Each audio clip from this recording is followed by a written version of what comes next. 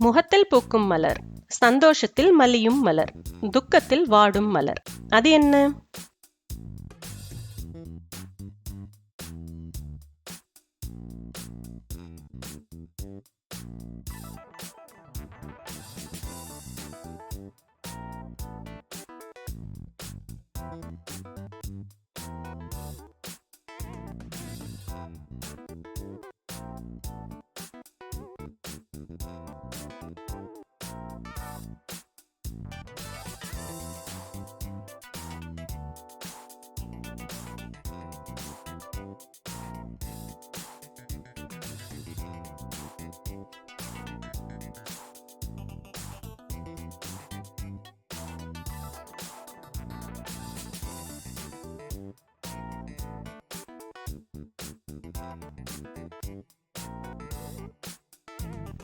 விடை சிரிப்பு.